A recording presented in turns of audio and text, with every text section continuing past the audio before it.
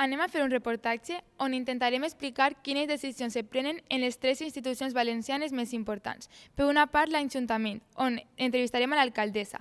Després, les Corts Valencianes, on entrevistarem al seu president, Enric Morera. I, enmig d'aquestos dos, la Diputació, on farem una entrevista a Jorge Rodríguez, el president de la Diputació Valenciana. Esperem que després d'aquestes entrevistes quede clar què funció fa cada estament o institució. Estem així amb el president de les Corts Valencianes, Enric Moreres. Bon dia. Hola, molt bon dia. Estem així amb l'alcaldessa de Montcada, Amparo Orts, que anem a fer-li unes preguntes. Bon dia. Hola, bon dia. Estem així amb el president de la Diputació, Jorge Rodríguez, que anem a fer-li unes preguntes. Bona vesprada. Hola, bona vesprada. En què se diferencien les lleis que se prenen en les Corts Valencianes amb les que se prenen a nivell nacional? Nosaltres tenim un marc de competències que són els propis del nostre país, de la Comunitat Valenciana. I en aquest marc de competències, sanitat, educació, turisme, indústria, benestar social, polítiques actives d'ocupació, sobre el que és la nostra competència, és el que actuem. I quines són les 3 decisions més importants que es prenen en les Corts Valencianes? Estem, com una primera funció, canalitzant aquesta diversitat que n'hi ha a la nostra societat. Després estem controlant el govern, hi ha sessions de control per a que el govern ens indiqui què està fent i com ho està fent i en quins mecanismes, i per tant una de les funcions pròpies, la segona, seria la de control, i una tercera és la d'aprovació de lleis. Les lleis poden ser de dos tipus, les que proposen les proposicions de lleis que venen dels grups parlamentaris o la dels projectes de llei que ve del govern. Aquestes jo crec que són, grosso modo, les 3 funcions bàsiques d'un Parlament. Quines decisions es prenen a l'Ajuntament? Podria dir 3 més importants? Sí, la qüestió més important de l'Ajuntament de Montcada és el municipalisme. El municipalisme radica bàsicament en la proximitat a les persones. Per tant, una de les funcions fonamentals d'aquest Ajuntament, a banda de gestionar els diners públics, el 100% dels diners públics que són de tots els ciutadans, també fem gestions a nivell personal. Aquells que afecten els àmbits de serveis socials, com és la qüestió de l'emergència social, ajudes per emergència social, ajudes per a poder tramitar la llei de la dependència, ajudes per a poder tramitar les rentes garantides, que són les que adjudica la Generalitat Valenciana. Bàsicament, centrar-se en la qualitat de vida de les persones, això per una banda. Per una altra banda, la gestió econòmica de tots els diners públics del municipi i per una altra banda, sectors també del manteniment de la ciutat i d'altres gestions, de convenis que tenim de col·laboració, fundació esportiva, moltíssimes qüestions. Hem estat entrevistant a l'alcaldessa de Montcada, Amparo Orts, i també al president de les Corts, Enric Morera, i ens ha contat quines decisions se prenen en l'Ajuntament i en les Corts Valencianes. Quines decisions es prenen així en la Diputació? La Diputació, diguem que és una entitat de caràcter municipal, per tant, diguem que en moltes ocasions s'ha dit que és com l'Ajuntament d'ajuntaments, és una institució que el que fa és, sobretot, tractar d'ajudar als municipis. Prenem decisions de tot tipus, perquè la Diputació fa coses tan dispars com tindre brigades en el manteniment de la neteja i del dia a dia de les serres o mantenir la neteja de platges, fins a plans específics com plans d'obres i serveis, plans provincials d'obres i serveis, a través dels quals destinem uns 34 milions d'euros al conjunt de la província, o plans d'inversions concrets, com els plans d'inversions finançament sostenibles, que han suposat una inversió de 72 milions d'euros. I quina relació hi ha amb les Corts Generals de Madrid? Bueno, n'hi ha relació, perquè cadascú té les seues competències, però nosaltres podem tramitar iniciatives de caràcter autonòmic per a que elevar una llei a Madrid. Ho acabem de fer en la reforma de l'Estatut, perquè el que estem dient és que es garantisca per part d'una normativa que hem aprovat així, una disposició addicional, la inversió pública territorialitzada a casa nostra. És a dir, garantir que no se'ns continuarà maltractant i respectar el principi d'igualtat en el que són les inversions, perquè entre la infrafinanciació i la infrainversió el poble valencià l'han empobrit, ens han empobrit. I per tant tenim ahir mecanismes de relació amb el que és el Congrés dels Diputats, Congrés i Senat. En les persones com nosaltres. I en què es diferencien amb les Corts? Les Corts Bueno, l'Escorx és una entitat que es dedica també d'alguna manera a presentar propostes de llei o propostes no de llei i demés, però la relació de l'Ajuntament normalment és directament en les conselleries, a través de convenis de col·laboració, o inclús en altres ajuntaments, com en el cas de l'Ajuntament de València, que has fet la pregunta en anterioritat, doncs tenim un conveni amb l'entitat metropolitana, el servei del bus, per a poder que arribi a Montcada i els ciutadans es puguen traslladar al centre de València. I quina relació hi ha l'Ajuntament de Montcada amb les Corts de València? La relació nostra és directament una relació bona perquè el nostre grup polític, és el Partit Socialista, està allí també. Com bé sabeu, en l'Escorx està el Partit Socialista, Compromís, amb el recolzament també de Podemos, i aleshores la nostra funció en ells és de col·laboració com a partit i transmetre, per exemple, a través de possibles mocions o possibles propostes que ens envien per a que nosaltres les traslladem i les acordem així al nostre municipi. I quina relació teniu en les Corts? Nosaltres tenim en les Corts Valencianes no tenim massa relació perquè nosaltres sobretot cooperem per baix en els ajuntaments i per dalt amb la Generalitat especialment. Per tant, les Corts Valencianes, que al final tenen una funció legislativa, a nosaltres ens impliquem poc. La nostra relació és molt directa amb la Generalitat. Per exemple, el programa Xarxa Llibres, que ha permès la gratuïtat de llibres, és un programa conjunt entre la Generalitat Valenciana i la Diputació de València. El fons de cooperació que comentàvem abans, igual, hem treballat també en la vicepresidenta Mònica Oltra per ficar en marxa nous centres de dia. Per tant, la nostra cooperació sobretot és en la Generalitat perquè, en les Corts el que tenim és una relació institucional, una molt bona relació amb el president Enric Morera, però de caràcter institucional. I en què es diferencien les decisions que es prenen ací i les que es prenen a les Corts? Es diferencien en que, en primer lloc, nosaltres sostenim un àmbit d'actuació de caràcter provincial.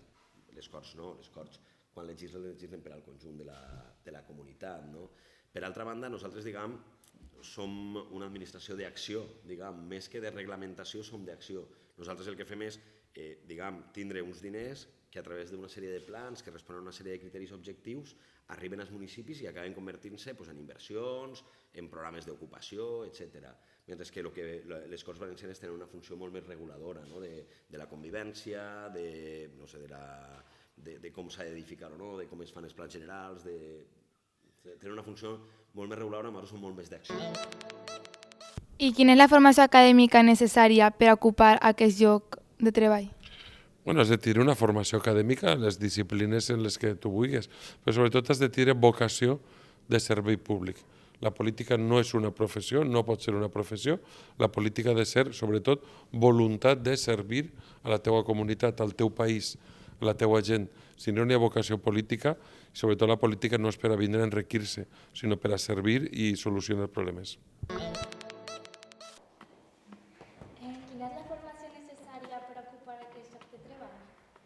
Realment, formació a un polític no li s'exigeix, és a dir, tu pots presentar-te a política perquè confia en tu el teu partit i decidís que tu sigues la persona que representes, però no t'exigís en un nivell mínim d'estudis. Una altra cosa és el que opinem cadascú. Lo normal és que quan una persona millor preparada estiga, millor capacitada per a desenvolupar la seva feina. Per tant, jo considero que un polític ha d'estar molt ben format. Quina formació acadèmica és necessària per ocupar aquest lloc de treball? Realment, conteu que això mai és un lloc de treball. Som càrrecs electes i que, per tant, cada 4 anys estem sotmesos a la voluntat de les urnes, tot i que en el cas de la Diputació és un òrgan de gestió, d'elecció indirecta. Vull dir, el president de la Diputació no es vota directament per la ciutadania, per tant no hi ha ningú requisit de formació. Jo sí que des de luego pense que en un món cada vegada més complex les persones que ocupem càrrecs necessitem una formació el més ampla possible. Jo en el meu cas, jo soc llicenciat en polítiques i jo crec que la formació jurídica, la formació en qualsevol tipus de matèria en un món tan complex com l'actual el ve molt bé per a l'exercici d'aquest càrrec, però no és un requisit. Jo crec que és aconsellable. Quina diferència hi ha entre el president de les Corts i el president del govern en la Comunitat Valenciana?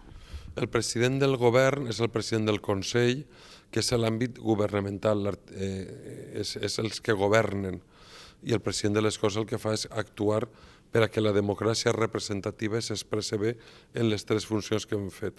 És a dir, un és el poder legislatiu, en aquest cas jo soc el president del poder legislatiu i Ximo Puig és el president del poder executiu. I després tindríem el poder judicial, però això ja és un altre tema. Quin és el sou d'un alcalde? Bé, pues este ajuntament és un cas excepcional perquè precisament mai ha hagut una corporació que es centrara en adjudicar el sou d'un alcalde o el sou. Sí que s'ha centrat en adjudicar el sou d'una persona de la corporació que estigui alliberada. Val? Però el sou d'un alcalde mai s'ha ficat. De deberes, ningú dels anteriors alcaldes que hem tingut al municipi ha estat alliberat directament per aquest ajuntament. És a dir, no cobra directament d'aquest ajuntament. Sempre han hagut duplicitats de càrrecs i aquest cas és el meu també. Jo d'aquest ajuntament actualment perseguís per assistir als plenaris, per assistir a les comissions i per assistir a la Junta de Govern local, que això ve a ser mensualment, si s'assistís a tots els actes, uns 510 euros. I quin és el sou d'un diputat? Bueno, doncs diputats, depenent de si tenen tasques de govern o no les tenen. Un diputat amb tasques de govern cobra 63.000 euros anuals i un diputat sense tasques de govern cobra uns 48.000 euros aproximadament anuals. Són també públics, se pot saber. I quin és el sou que pot arribar a tindre un president de les Corts? Pues la veritat és que baix, per desgràcia. A mi m'agradaria cobrar la quarta part del que cobrava quan jo me dedicava a les meves empreses. Per això dic que la remuneració dels servidors públics que naix en Grècia fa 2.500 anys permet a les persones que no són acaudalades, els aristòcrates, poder vincular-se en la funció pública. Jo soc partidari de que es pagui i es pagui bé. I soc partidari del mateix, però que s'elimine molt element complementari de l'acció pública, de l'acció política. Perquè si no hem de portar també talent, innovació i gent que tingui nivell a la vida pública. Amb el poc temps lliure que li queda, quines són les seves aficions? Pues en el poquet temps que me queda, la meva afició màxima és el meu fill, Marcos Pérez, que desde luego me la ocupa plenament perquè com a deber de mare considere que el poquet de temps que me queda l'intento dedicar plenament i és una qüestió que vosaltres ho sabreu en el futur. Ja amb el poc temps lliure que li queda, quines són les seves aficions? Bueno, en el poquet que em queda, no, jo conservo una afició que l'exercís diàriament, que és llegir, que a mi m'agrada molt llegir i sí que aquesta afició la conservo i la llegis tots els dies i la resta m'imagino com tot el món, el poquet que tinc, família i amics, tot el que puc. I alguna vegada havia pensat que Compromís podria arribar al poder autonòmic?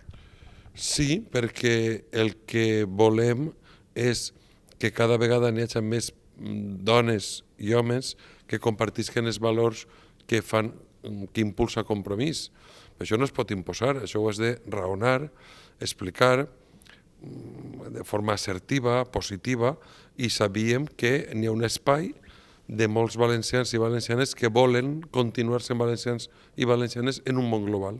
I per tant sabíem que la nostra opció política, que va ser una innovació en ella mateixa, innovaria i tindria un suport ample d'una gran part de la societat valenciana.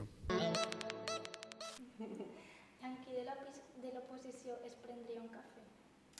Pues això és una pregunta molt interessant, perquè degut als temps tan convulsos que estem travessant ara a nivell polític, sabeu que la majoria dels ajuntaments no estan conformats en majories com per a prendre decisions unilaterals com es feia abans, doncs qualsevol qüestió de rellevància per al nostre municipi se té que sentar a dialogar. Per tant, jo estaria disposada a sentar-me en tota l'oposició, com he fet en diverses ocasions, per a poder treure endavant una qüestió d'interès municipal. Moltes gràcies. Gràcies a vosaltres.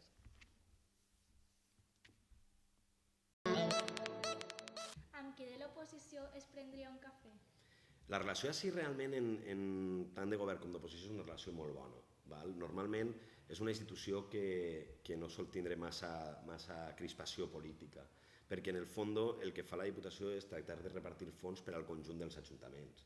Per tant, els debaix sobretot es produeixen en els propis ajuntaments més que en la Diputació. Per tant, hi ha una relació molt cordial tant amb el govern com amb l'oposició. Jo suposo que la persona en la que tinc més afinitat en l'oposició probablement seria amb en Peris, de Ciudadanos, si tinguera que anar a fer-me un cafè en algú. Però, vamos, em faria un cafè en qualsevol de l'oposició o en qualsevol del govern, no hi ha ningú problema.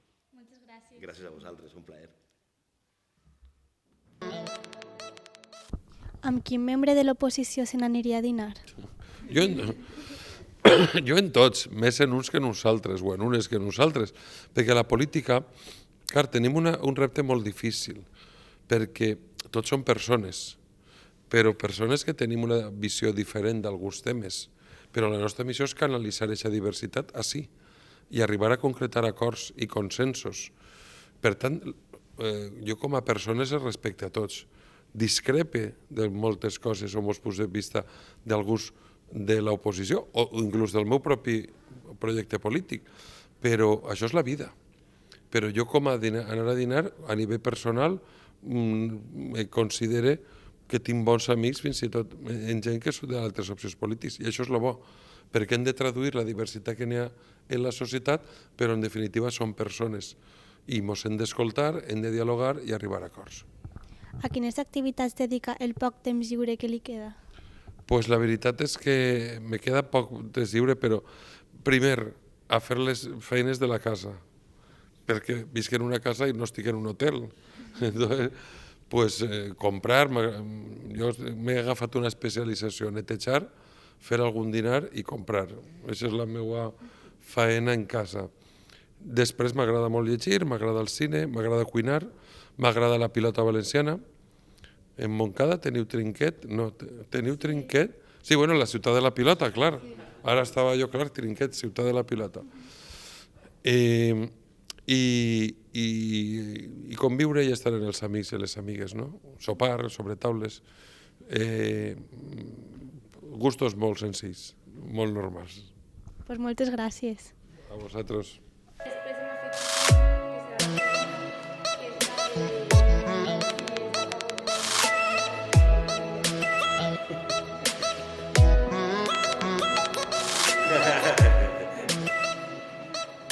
Oye, le estás